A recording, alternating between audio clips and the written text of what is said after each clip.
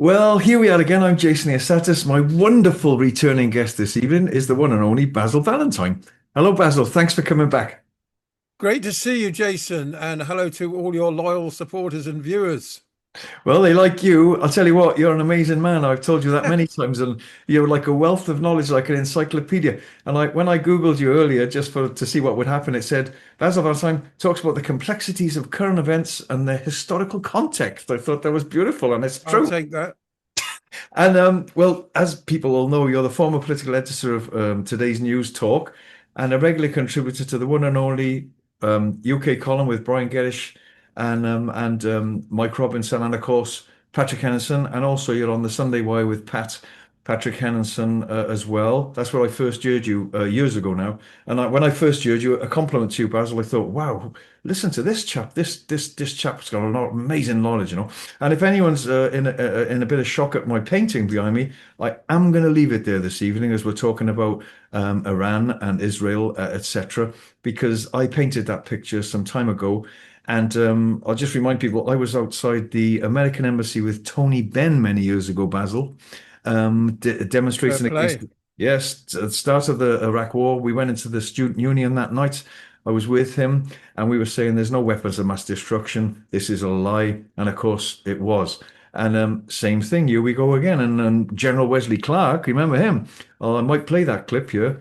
And he said about what they were going to do.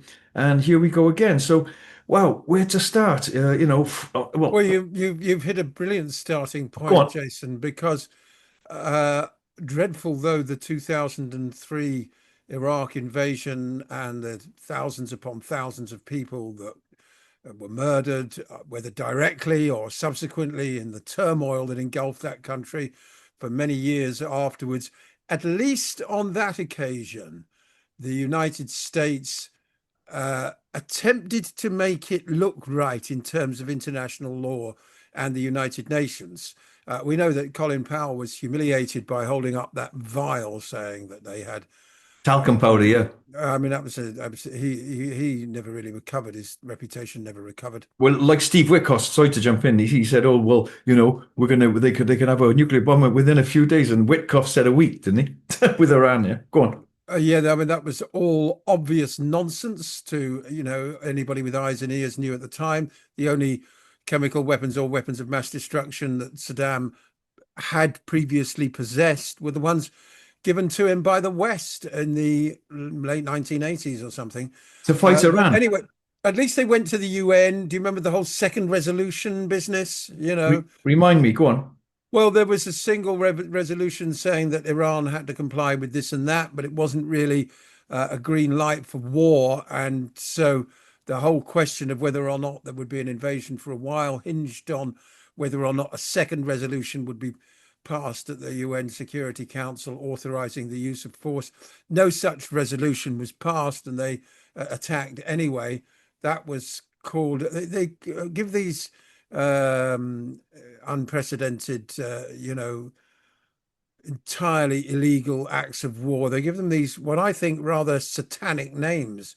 Op The Iraq attack was called shock and awe, you know, um, and this one has been called epic fury.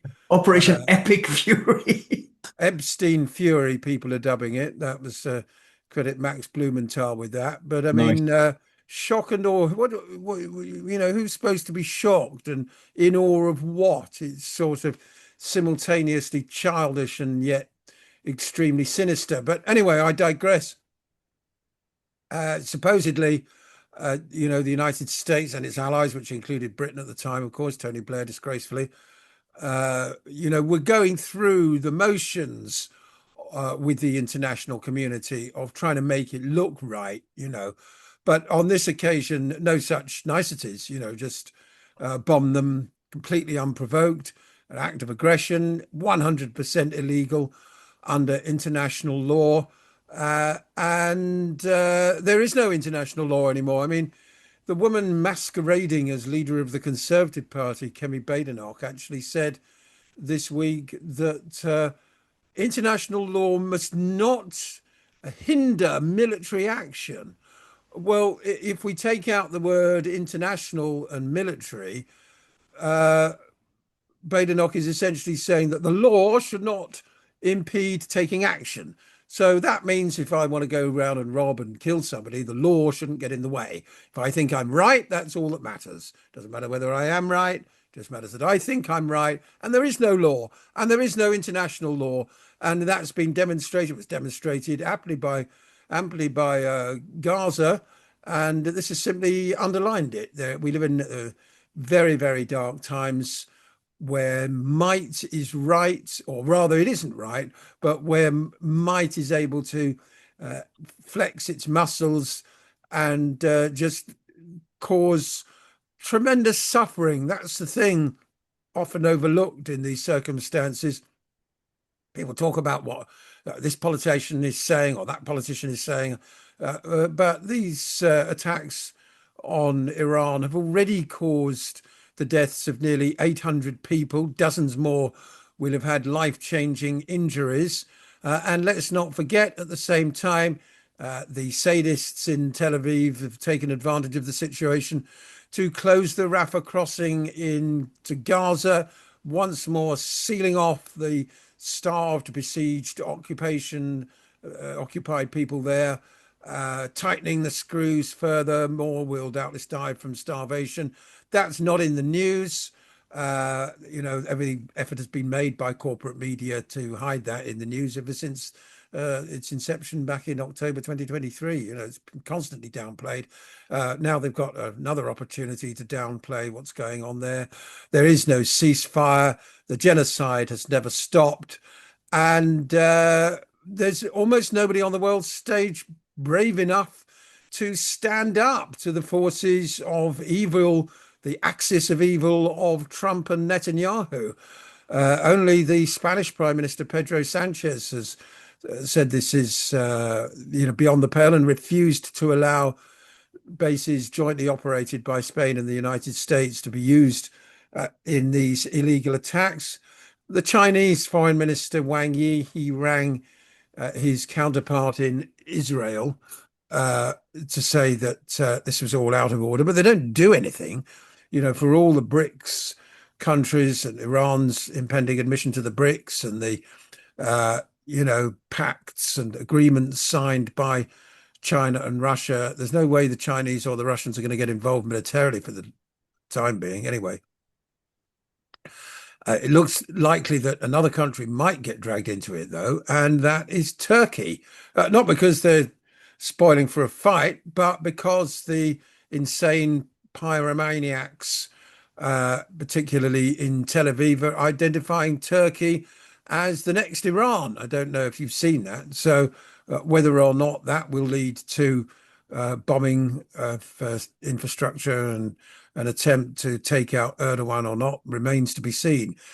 But this is very, very, very, very bad days indeed. And as I said, a really pathetic response from the so-called international community. There's no international community. There's just a collection of very largely compromised, weak, bribed and browbeaten politicians. The far and away the worst crop that I can remember in my lifetime. Starmer is absolutely atrocious. He did at the beginning sort of, meekly say something about international law, but once Trump had remonstrated with him, he completely caved in. Macron is talking about using Britain for nuclear weapons or something. The whole thing's a total nightmare, as anybody with eyes in their head can see, Jason. Well said, bravo, fantastic, Basil. And yeah, I saw him there like a little. First, he was saying we were not going to use our bases and blah blah blah, and then he was stood there like a little boy who'd been told off. Oh well, we will blah blah blah. Now we will. That's right. We've been told off. We will do it. But I want to go back to what you said about Operation Epic Fury. In my book, I wrote, which is called the emergency transformation of human beings. I'll put it up here later when I say goodbye to you. Um, I wrote about it in there, the names they use, shock and awe, hellfire bombs, Reaper That's drones, right. scalpers, right? These are the words of maniacs and psychopaths, guys. That's Yeah. right. You know, It's all satanic. I mean, I use yeah, that word in a sort of cultural sense, you yeah, know, but you know, it's evil. It's not the world. The vast majority of people, that 99.999% of the world want to live in.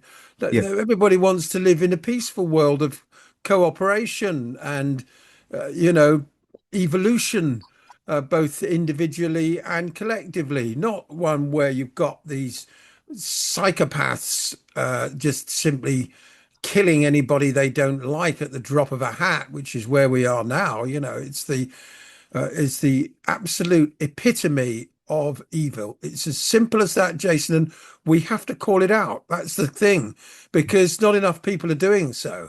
And to top it off, of course, you get people in the Zionist control regime in Washington and obviously in Israel as well, talking about the right side of history, you know, and Khamenei is an evil dictator. Well, it's only A been butcher. described as an evil dictator after they've murdered him, you know.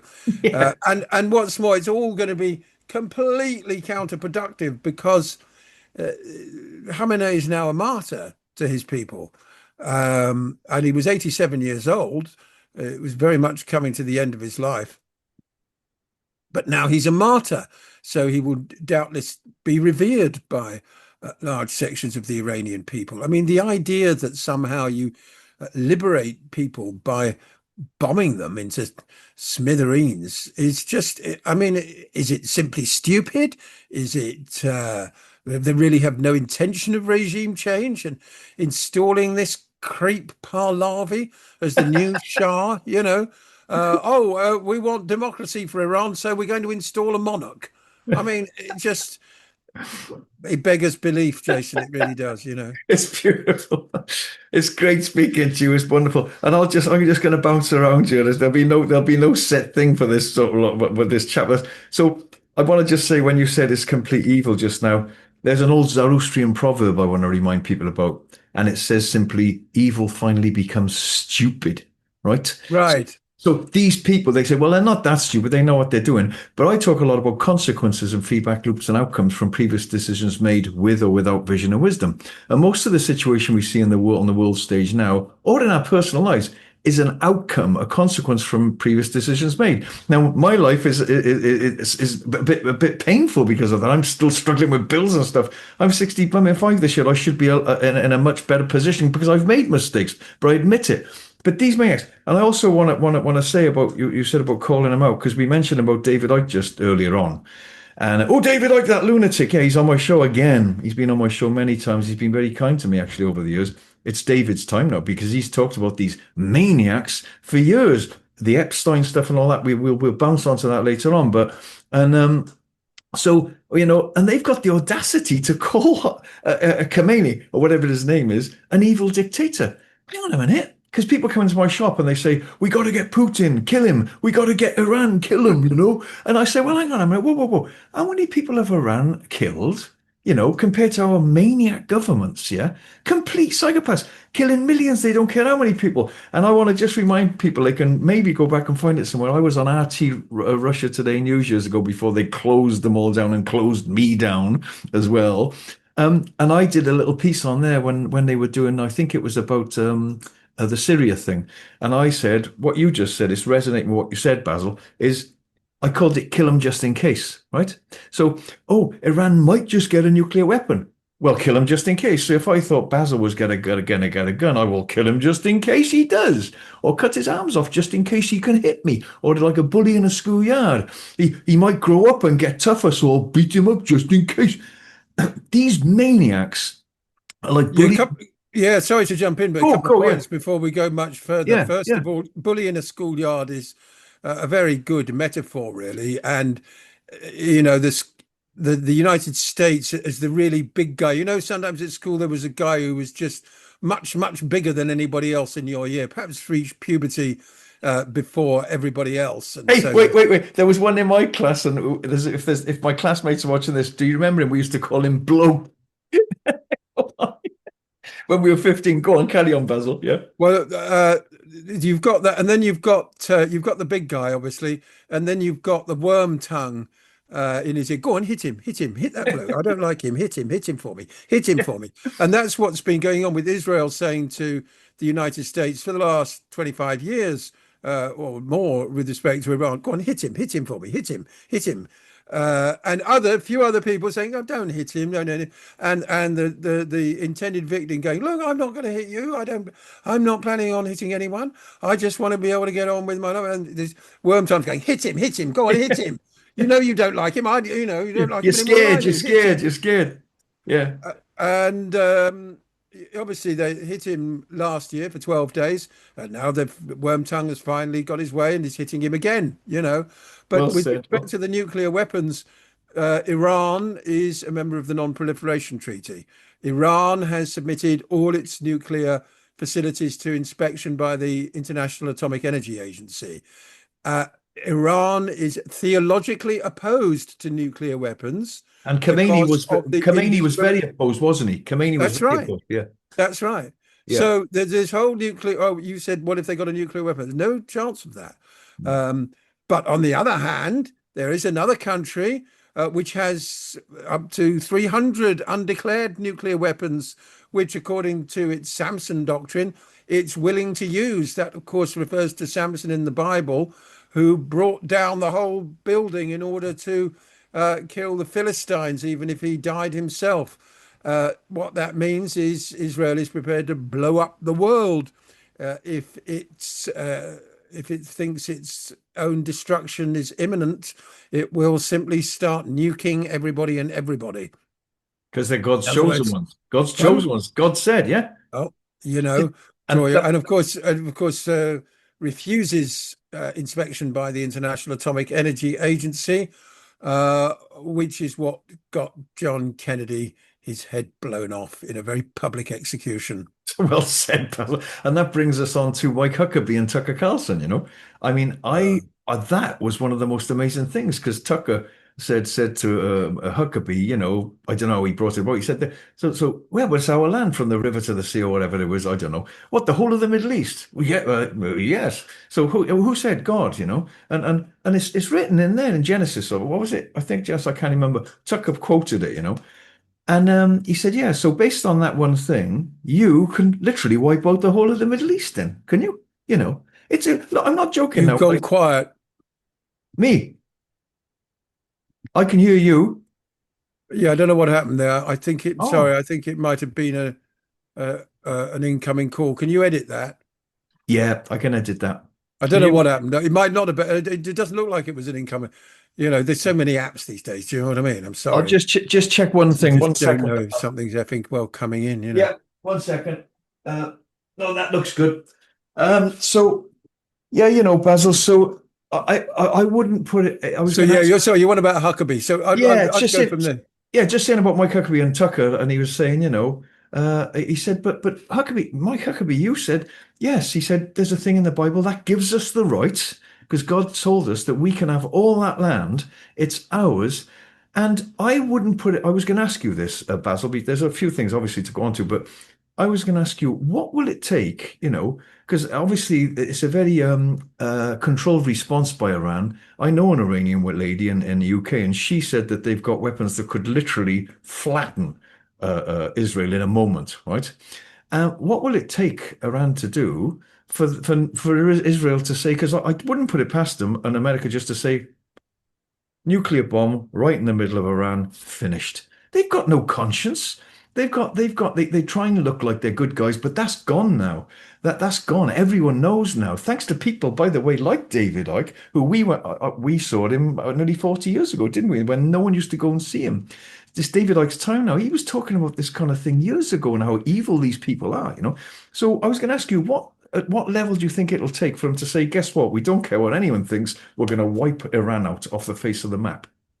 Well, first of all, about the Huckabee so-called Christian Zionist position. Hmm. I went to a boarding school where religious education was completely Christian. It was as if there were no other religions existed at the time, and also somewhat Israel centric, put it that way. It wasn't sort of that Zionism was rammed down our throats, but but it was understood as a given. And I was sort of tangentially in contact with those kind of millennialist ideas. I mean, a lot of Christian Zionists actually want to see a mushroom cloud over Jerusalem because they expect Jesus Christ to reappear on top of it, believe it or not. So Nice.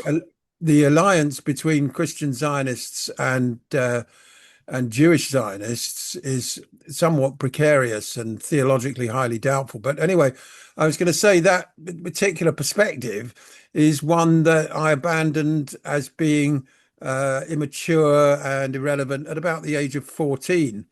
And since then, like yourself, Jason, one hopes one develops a more sophisticated view of spirituality, the universe, God, and everything in it, this whole reality field. But Mike Huckabee's understanding is that of a 10-year-old who's been to a, particularly narrow Sunday school and grown up with these, frankly, idiotic, childish ideas, but very, very dangerous ideas. And as you say, that danger spreads to the United States and or Israel, possibly nuking Iran if their response is effective enough. Put it that way. If Iran does manage to do a significant amount of damage to Tel Aviv, under which, by the way, they've built a military command headquarters. So Israelis often screaming that Hamas and others use civilian buildings to hide military installations. Well, apparently the whole of central Tel Aviv, or large section of the central area there, I should call it occupied Jaffa, by the way, um, that's got a huge military underneath it. So if the Iranians want to attack the command headquarters of the Zionist regime, then that means bombing Tel Aviv. So we'll see. There's every possibility if they manage to do a lot of damage to Tel Aviv that Israel and or the United States would nuke Tehran or somewhere else, perhaps as a warning, a bit like the Second World War, where they didn't nuke Tokyo, they nuked Hiroshima and Nagasaki. Um, so then all bets are off. I mean, then it's possible that the Chinese and the Russians would become involved. And, let's hope that it doesn't go down that road, obviously. Thanks, Basil. Or Brilliant. certainly not in my reality. Yeah. A lot of people are saying that it might, we could have reality sort of splitting in two or something in the near future. Wow, well said, well said. And while on the subject of that kind of thing, the Samsung option, that's thanks for reminding me of that. What just remind me, what was the ship that the Israelis sank to start The the? USS Liberty, of all Yeah, yeah. things. Right, go on. Just remind people of that. Well, this was in the '67 war, and the Americans had a observational ship, a warship. I think it was in the Red Sea, wasn't it? And it was attacked continually for a couple of hours by Israeli fighter jets, leading to the death of dozens of American servicemen and injuries to a lot more. And this was after the attacks continued after the captain had, contacted Washington to say, "Hey, tell them to stop. We're on their side." And why Or did they do rather, at that? least in those days, the Americans were supposed to be a little bit more neutral. And they did that to they did that to make America attack. Well, I mean, I think they did it more than anything else just to show that they didn't really care who they attacked Yeah, if they thought it was in their interests. yeah. Of course, it's something that's been constantly downplayed. They claimed it was a mistake and so on and so forth. But Because the false flag, it was like a false flag. Have I got the right boat? I've got a bit confused. Like there was a, the people, some people are saying, some people say it's a conspiracy. They did it as a false flag to attack an American ship, and then the America attacked. Maybe my mind scrambled tonight. I'm well, not they're sure. specialists in false flags, Yeah, certainly, and there've been uh, accusations yeah, of false flags by Mossad, by yeah. Israel, Because just was in the what last few days, including in Riyadh. I think there was. Scott Ritter said about they stopped some Mossad people, didn't they? Yes, Yeah, yeah, yeah. There have been attempted false flags, I know possibly one or two that have been successful. I don't know over the Yeah, last few days. that worries me a lot. It really does. Well, they're specialists. Obviously, 9/11, 7/7, both false Mm. flags, you know. Yeah, yeah, yeah. While we're on the and that subject of the region there, remind me now. Let's just brush on the Al-Aqsa Mosque and the dome, all that, the dome of the thing. Hasn't that got to be destroyed for them to rebuild another one for the second coming or something like that? Can you go? Do you know about that? Well, it would be the first coming as far as Sorry, yeah, yeah, as far as the Jewish people are concerned, yeah. because Christ was not the Messiah. Right. So they want to build a temple on that particular piece of land where the Dome of the Rock is, from Yeah. where Muhammad ascended, apparently. Um, and the Dome of the Rock is in the way. Right. So there have been recently, repeated incursions into the whole compound, and lots of street level violence around there. But the Israelis know that if they do anything to demolish that, well, I was going to go on and say that the Islamic world will, attack them militarily, but they're so supine, the rest of the Arab countries. They allowed the population of Gaza to be massacred. They've allowed the genocide to go ahead. And of course, these so-called Abraham Accords between places like the United Arab Emirates and Israel, the normalization of ties, have further undermined their independence. They've all become aircraft carriers um, for the Americans in their attempt to surround Iran. If you look at a map, you can see all these bases encircling Iran, all these American bases. And we now know why they put them all there.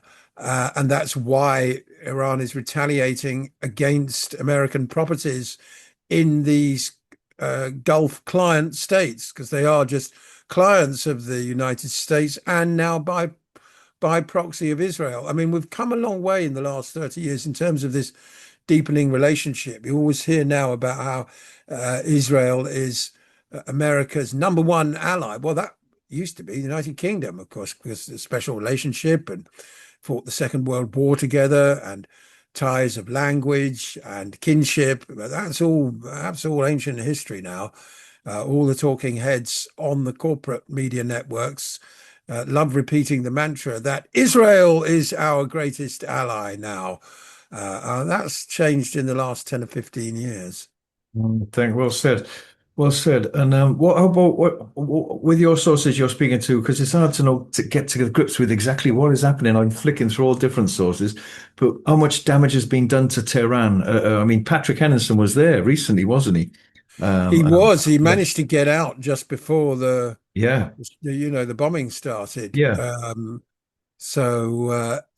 He reported on pro-government demonstrations, amongst yeah. other things. He said lots of women walking around with their hair uncovered. But believe it or not, the fact that there is an Iranian Shia Muslim custom for women to cover their hair and or faces uh, is being used as a propaganda tool for this war.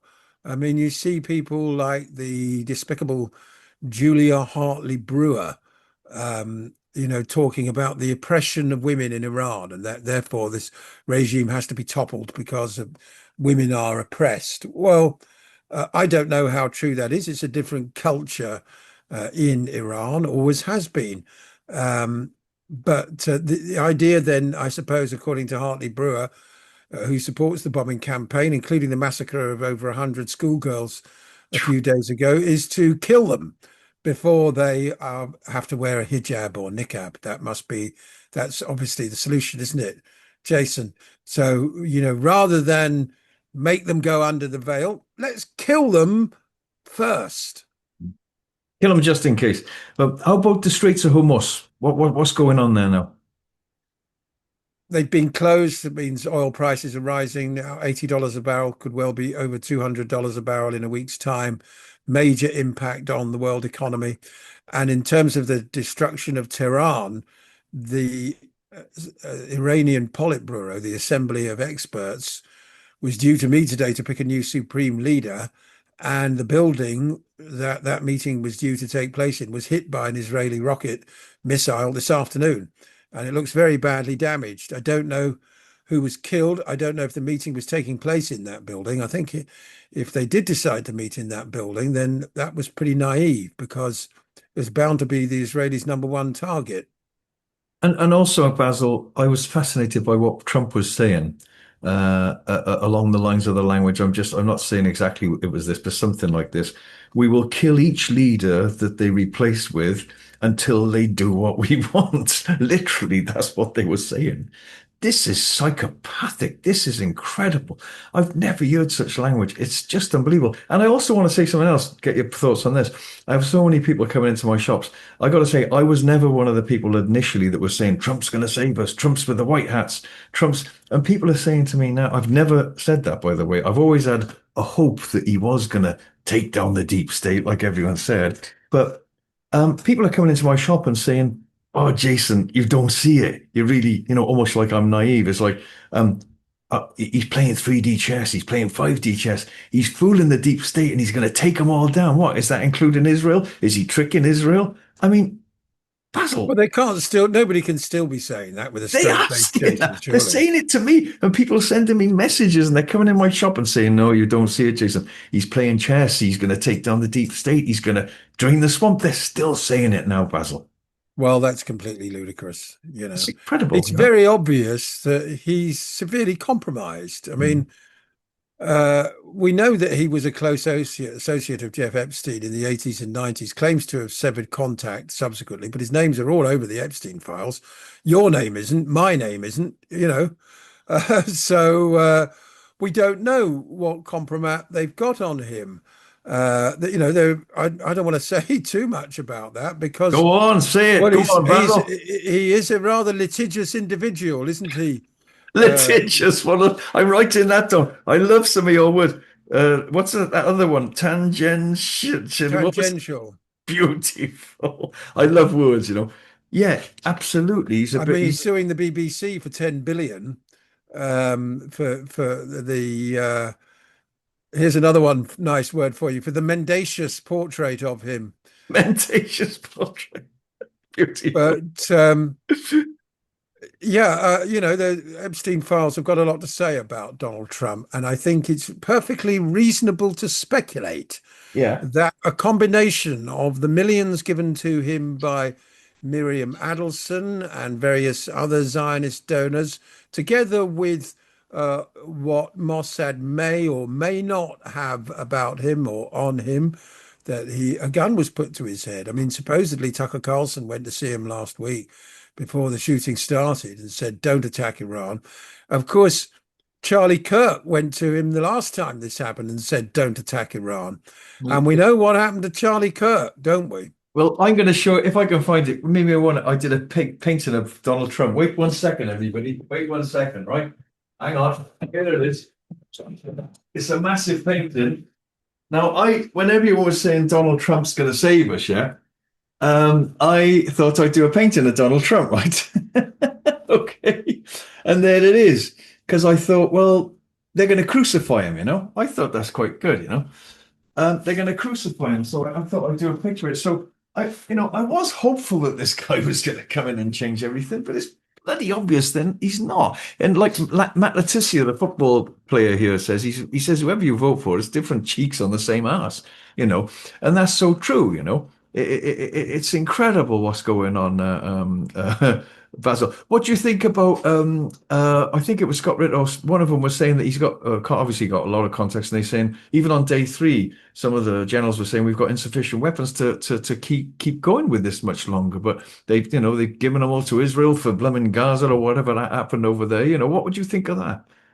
Well, supposedly, I mean, let's hope so. Let's hope they run out of ammunition. Apparently, the Iranians have got more ammunition than Israel and the United States combined. So we'll soon find out. And they'll be suing for peace again very quickly. In the meantime, Trump is now claiming that they've decapitated the latest crop of Iranian leaders. Maybe that Israeli missile attack on the Assembly of Experts, I think it's called, was successful, and another load of people have been taken out. That chap Ahmadinejad, the former president, a moderate, he was murdered just a couple of days ago, together with his entourage. And let's not forget that when Khamenei was murdered a few days ago, his son-in-law, daughter-in-law, and granddaughter all died with him. They don't care about that. There's no accountability at all for any of these murders. Because that's what they are. They're just cold-blooded murders. The fact that you do it with a missile that's launched from thousands of miles away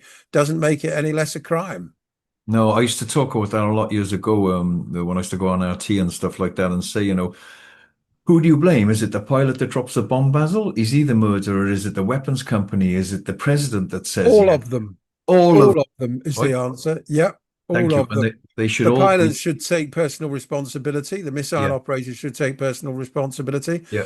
There was a book, I think, published years ago. Suppose they gave a war and nobody came. That was back in the optimistic 1960s, when the anti-war movement was much, much stronger, particularly in the aftermath of the Vietnam War, which Americans recognized had been a complete and utter disaster. An entire generation of American youth was killed or traumatized one way or another.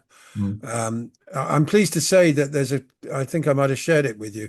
People can look up draftbarontrump.com. There's a campaign to get Barron, Trump's son, drafted into the US military. But apparently he doesn't qualify because of some personal medical condition or something that means he would be unfit to serve in the US military. Well I said, saw Basil. that today, but notice the chicken hawks, the Lindsey Grahams of this world. Oh, Lindsey Graham. Yeah, I don't want to dwell on him too much. I mean, these people are scum. Scumbags, yeah, should be in prison. A Sorry, whole lot of them have in to say prison. so.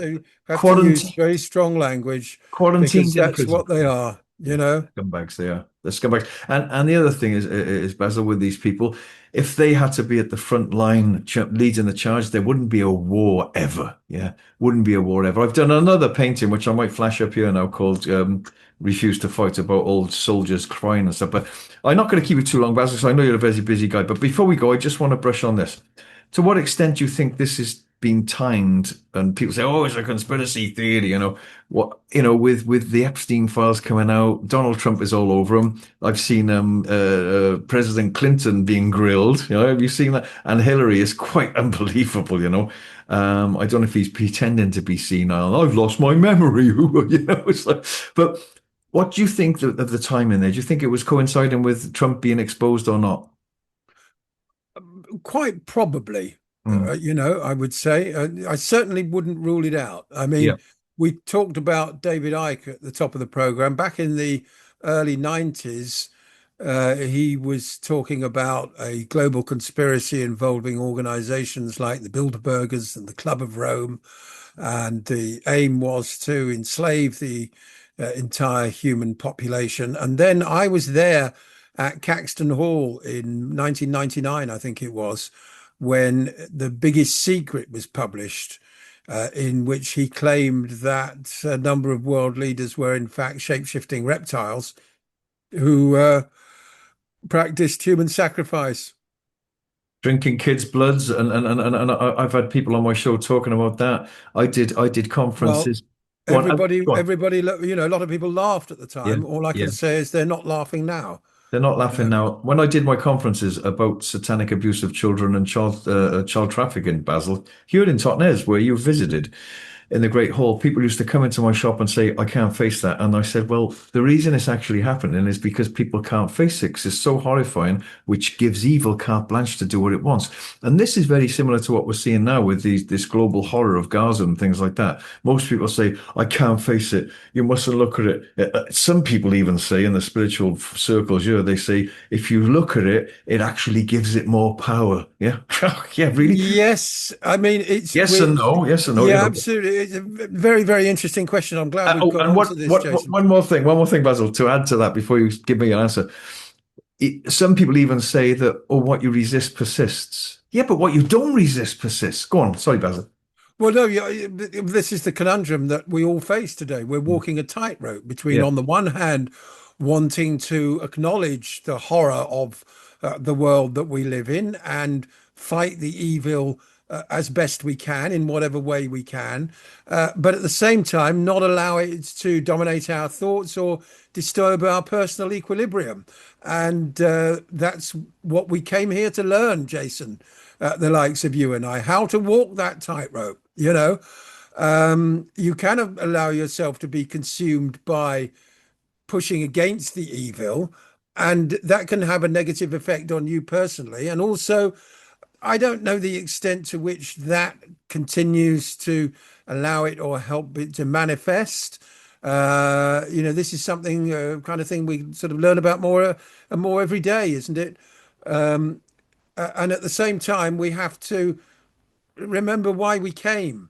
And we came to transform this planet into the one that we want to see. And so that means, as you're doing down there in Totnes, also giving the majority of our energy, should we say, to creating organic, harmonious, cooperative structures and relationships with the people around us in our communities, so that we can at least lead decent, holistic lives, not even without being unduly worried, because the worrying is no good. A lot of people say, aren't you worried about this, worried about that? No, I'm not worried about anything. The worrying doesn't achieve anything.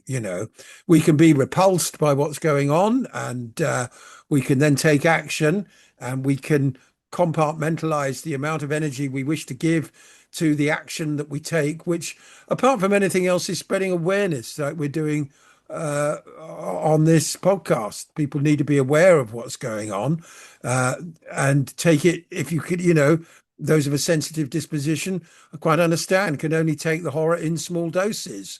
Me included. I can only go on X, formerly Twitter, for a few minutes at a time because I get so angry at the genocide denial that goes on there. I mean, that's the sort of obviously official position that's been coming out of Israel in the last few months amongst its supporters in corporate media, and indeed a lot of politicians, certainly here in Britain, is just simply to say there is no genocide, in Gaza. There is no genocide. It's flat out genocide denial. That's Mm. what's coming out. And I get very triggered by that. And then I get very triggered by people justifying the what now indiscriminate bombing of Tehran, and so on and so forth. So we have to just try and, you know, put our energies where they're best, in the service of our brothers and sisters in humanity, Jason.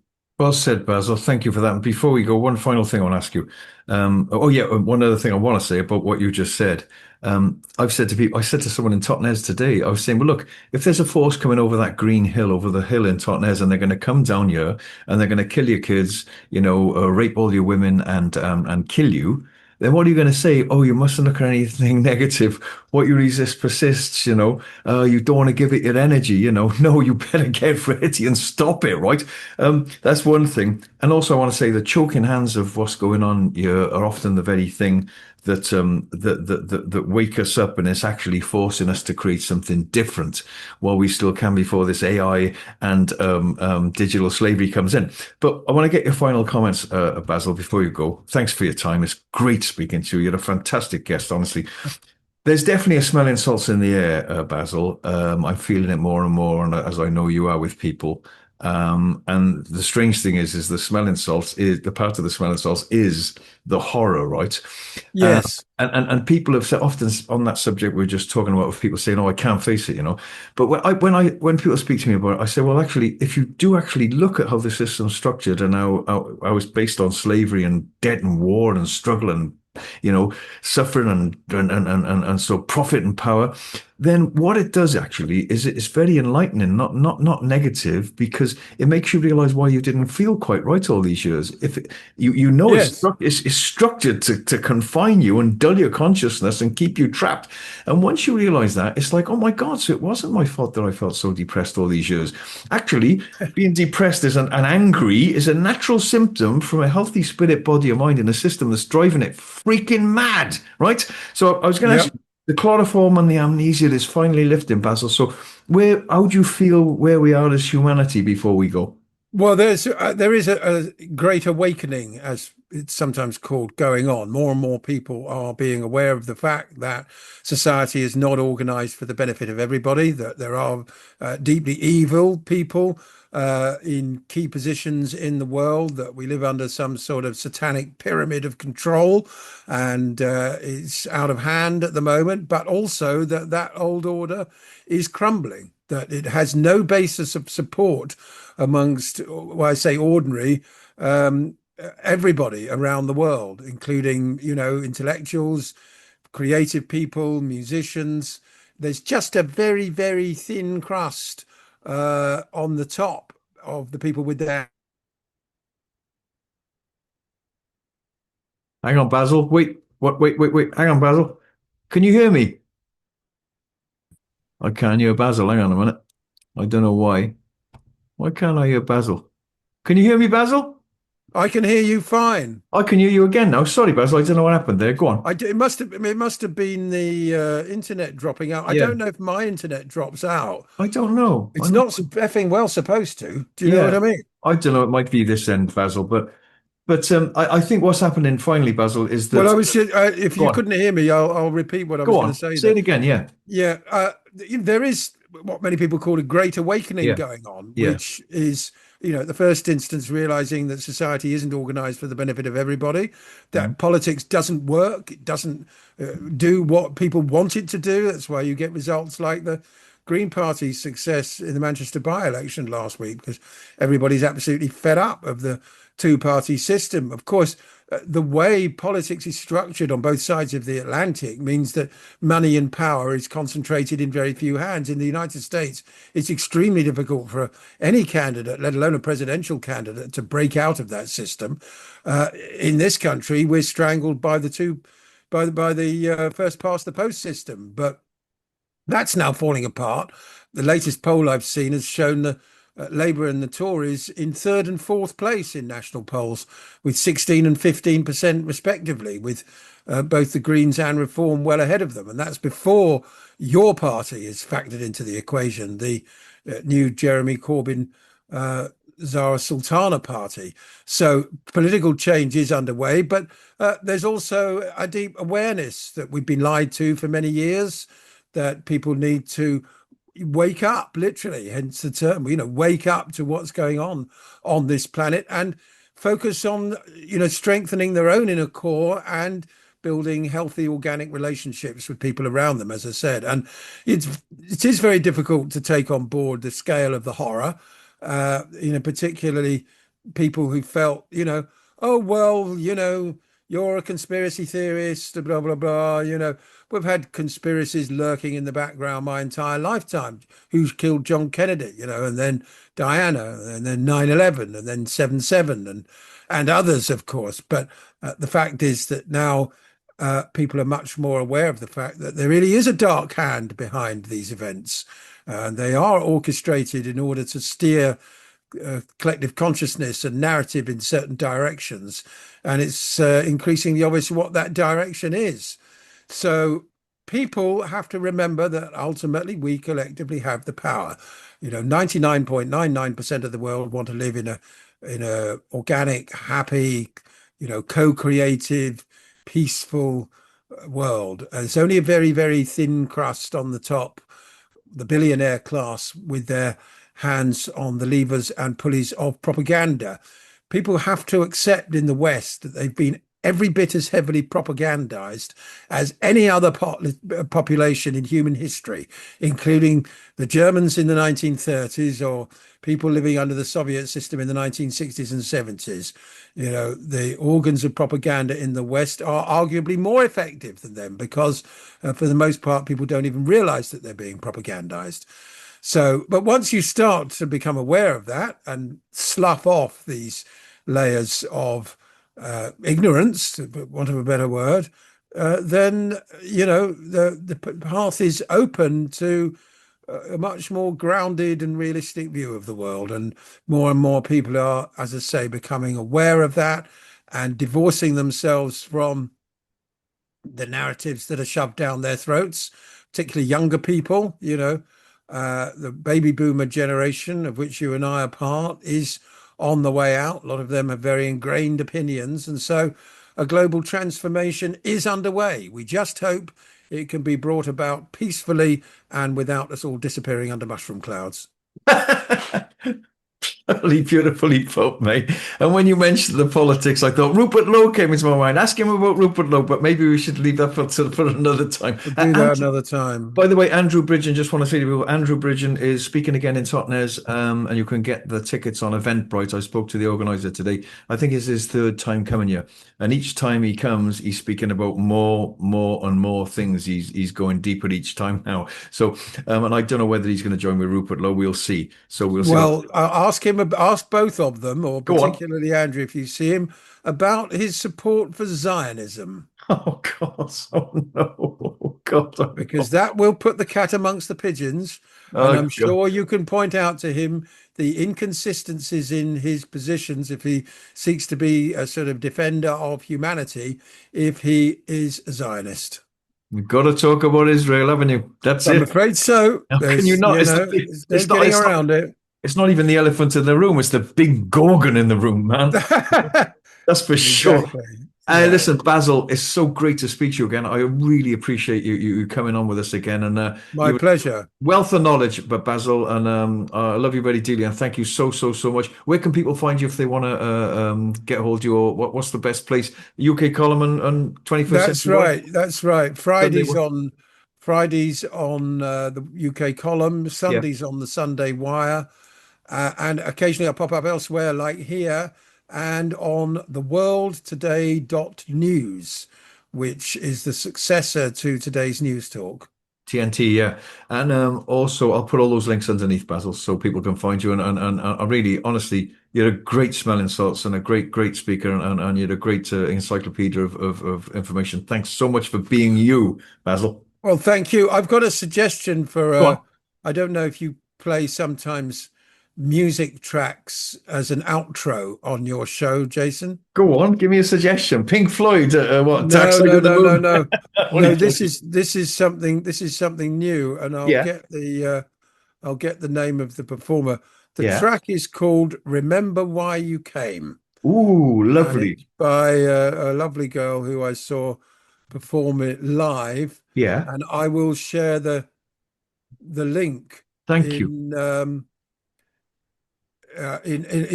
in our private thread, and Beautiful. hopefully you will be able to.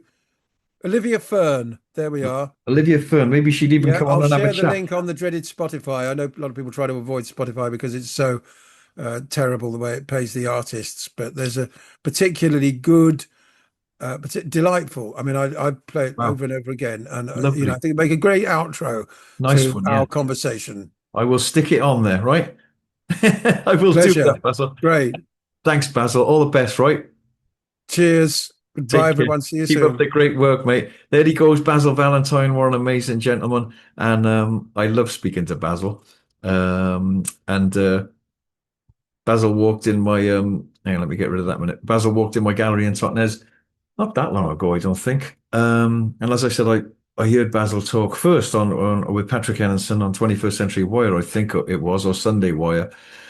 And as soon as I heard him talking, I thought, wow, that gentleman really, I can't think of the word really. He just seems like he's a great speaker and he knows his stuff, like Patrick.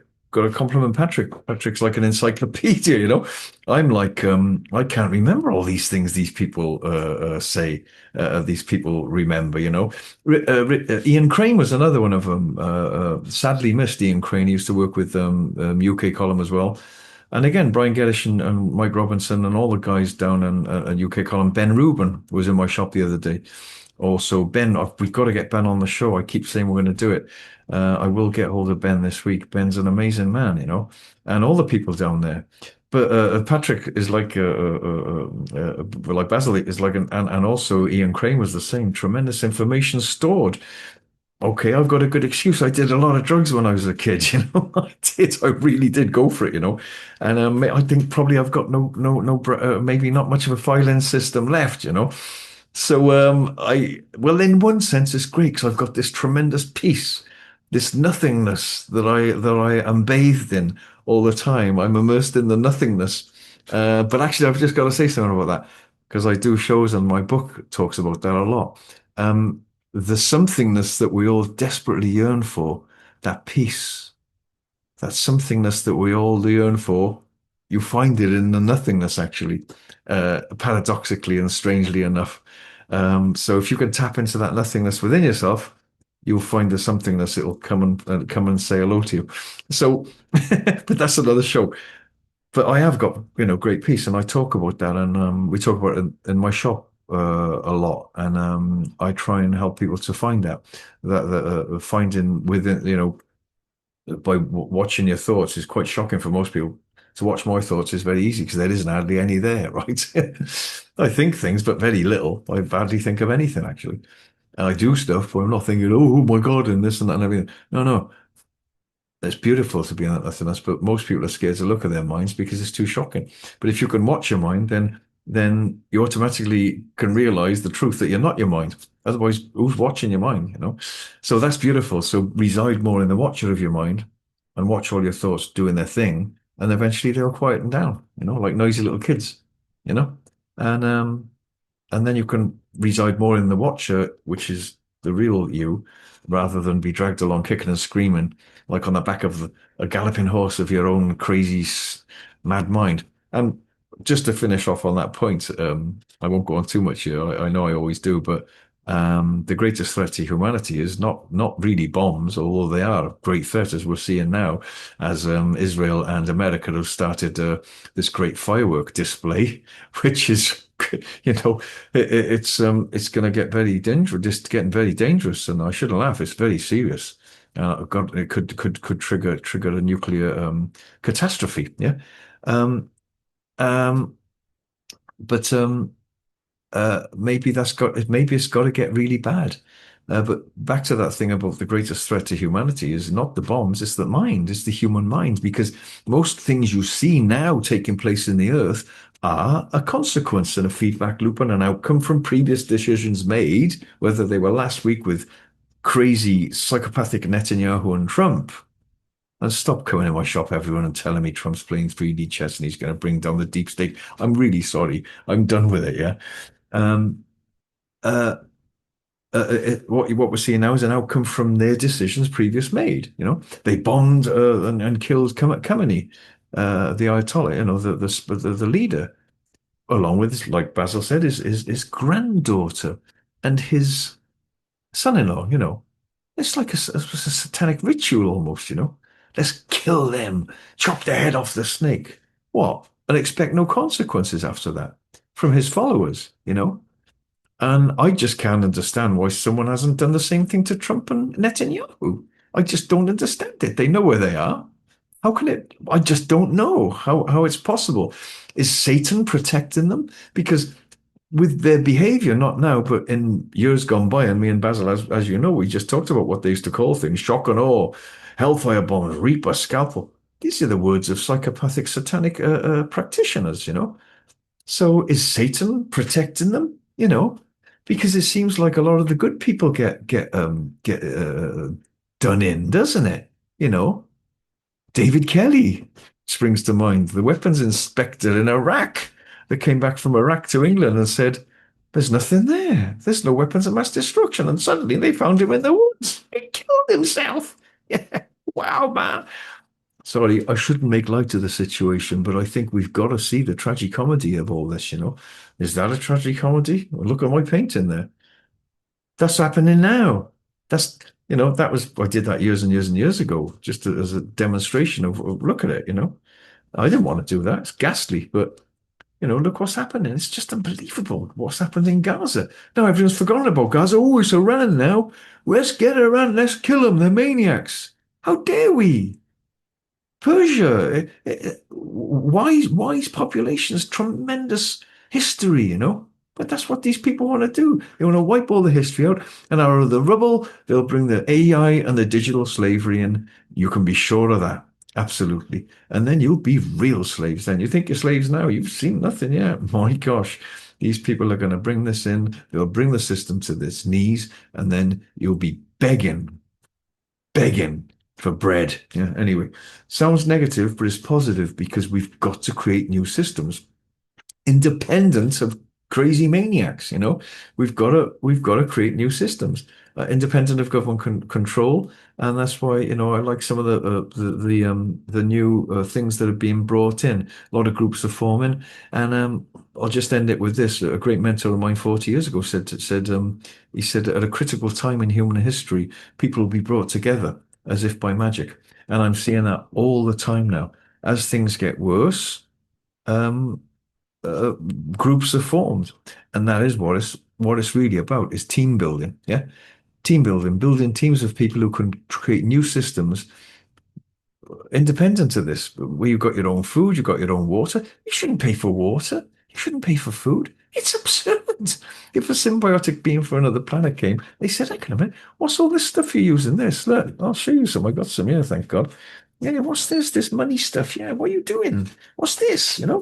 What is it? Well, you got to buy water with it and food and clothes and stuff. What? You serious? Don't be crazy. You're living in a so-called utopia here. Who's that? It's the Queen. Well, it's Prince Charles now, isn't it? And where are they living in that palace there? How did they get that? Well, they browbeated their way around the world and enslaved populations and enslaved us at the same time. So anyway, look, that's fine. It's okay. I got John Wedger on the show. John's on the show coming up. And hoping to get Ben Rubin on again. But I've started doing this stuff again. I didn't really want to do this anymore. I wanted to just talk about finding peace, happiness, joy, and strength within, which I still do talk about. I'm putting those shows in, and I speak a lot about that. And we might be doing conferences again soon about wellness conferences, actually, about raising our vibration and finding that happiness and peace within ourselves and finding that strength and like a coming home to ourselves. Well, actually, it's recovery. That's what it is. Recovery. Real religion is recovery. It's recovering back to what we've lost. And that's where the word religion comes from. Relegare, religamenting, actually, to what we've lost. And you can get it through the text. You can read in the Bible, you can read in the Quran, you can read in the Jehovah's, you can do this, you can do that. But we must always remember that although they're great wise words of wisdom and they can direct us back towards something inside us that we've mislaid, dislocated, or dislodged, um, we've got to also remember that they are still words, and that is the theology, the intellectual overlay. Actually, real religion is experiential. You don't need any words to feel that great connection. And also, let's remember there's no borders from space. You go up in a hot air balloon, there is no borders, right? Look at this. There is no borders. We're supposed to be one happy, look at that poor woman there. We're supposed to be one happy family, multicolored happy family. Well, I've been to Cape Town. I was shot at there. I married a black lady years ago, and I'm not with her now. We're still friends. But I mean, you know, I've seen what goes on there, and I've seen what happens in Palestine and with the Israeli um, occupation there and how they treated Palestinians there. Just like Cape Town, same kind of thing, except the Afrikaners didn't wipe them all out, but they wanted to. You can be sure of that because I used to talk to them. Yeah, get rid of them all, the blacks. Yeah, they're scum, they're filth. That's what they thought, and that's what they think of the Palestinians. So they've done a pretty bloody good job. And now the Board of Peace, Jared Kushner, oh, Steve Witkoff, and the one and only, ladies and gentlemen, if you can remember him, Tony Blair. Yeah, the Board of Peace. And Trump, the board of murderers and psychopaths, I would say. Yeah, that's what it is.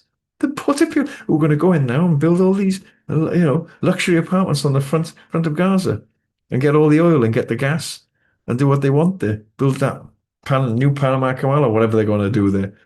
Oh, there'll be plenty of work for the poor Palestinians there, though, that are left who are still alive. That's if they've got legs still, or two legs and two arms.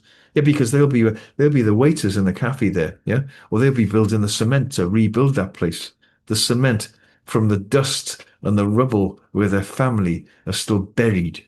Disgusting, despicable evil. That's what it is. Despicable evil. There are no borders from space. God is not a estate agent. Thank you very much.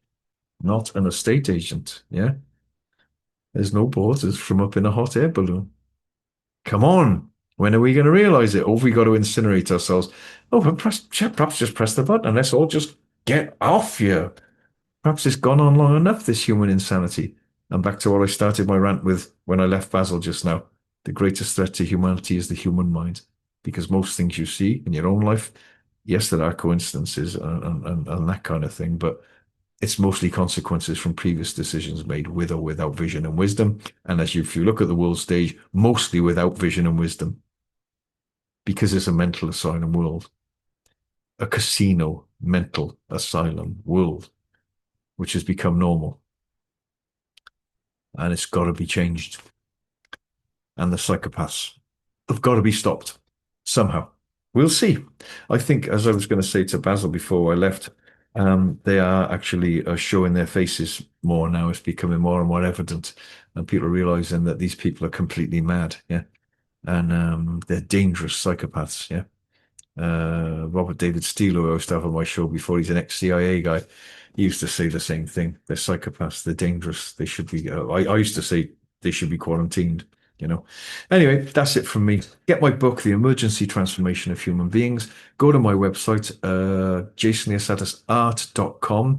I've actually got a half price sale there now at my gallery here in Totnes in Devon, and I'm selling my original paintings at half price and my prints at half price this week and next week, I think. So go on there and have a look at that and treat yourself. Go wild. Get a bit of my work in your house. I don't just do stuff like that. I do happy pictures of sunsets, trees and all sorts of other things as well. Waves, crashing waves. JasonLiosatosArt.com. Go there, and if you want to see my interviews with people like Basil Valentine, you will go to jasonliosatoscom. If you want to see our work trying to bring a better world to humanity, it's naturalearthecoliving.com. And if you want to see my wife's organic clothes range, then you go to naturalearthecoclothing.com. Okay, that's all from me. I'll see you next time. I just got to find the button. And I've gone over time as usual. But I know you love listening to me rant, don't you? Yeah. I've got to get Gerald Salente back on the show. I had Craig Roberts back on the show recently, but Gerald Salente is an amazing guy. Trendsresearch.com. I just go and see him. Also go and see davidicke.com. David is on the show in March, and I'm very much looking forward to speaking to David again. He's been on my show many times, and I've met him on the marches in London, and I've been to see him many years ago at the outset of all this madness being exposed. And there's lots to be said. And David is now not such a nutcase, is he anymore? Hey, because people are thinking, my God, he was right. David Icke was right about so many things. Yeah, he told us what was coming. So thanks, David, for your great work and really good bloke. Real good down to earth guy. Okay, take care. See you next time. Love each other. Love yourself. Stay strong. Keep your spirits high, whatever situation you're in. If you're in debt, if you're in a really difficult situation, you can't pay your bills, keep your spirits high. Don't let it crash you down, okay? Keep your spirits high. You are more amazing than you probably think. And you can create. You're a great creator, a great magician with amnesia, probably. And I talk a lot in my book, back to my book before I go. Um, I talk a lot in there about, because I'm an artist, our lives are like a canvas, yeah? That's a big canvas there. Look. Our lives are like a canvas, and whatever mess it might be, you can still put it right. Okay, keep yourselves fit, train. I'm 65. I'm fitter than I've ever been. Right, I can sprint, I can jog, I can jump, I can do this, I can do that, and really keep yourselves fit because that's the great thing. Have fun as well. Life is fun. We're here to have fun and enjoy our lives. We're not here to be miserable. So if you look at this kind of stuff, don't let it make you miserable. Yeah. But look at it because that will make you realize when you see the system for what it is, why you don't feel quite right, why you've never felt quite right here in this system. Probably all your life. You always knew something was wrong. And it was. It's slavery. But we can do something about that. And we're going to build a new world, a new and better world out of the ashes of the old one, because there's no doubt about it, it's falling apart. Yeah. So don't be frightened, be strong, be happy, raise your spirits, find peace in your mind, and most of all, be kind and happy to other people. treat other people like you like to be treated. And if everyone on the planet did that, there'd be no borders. Well, there's no borders anyway, and we'd have a harmony which we can barely believe now in our current um, mad mental asylum world situation. Okay, be happy. Buy yourself some flowers. I'll see you next time. Yeah, take care. All right. Bye bye now. Bye.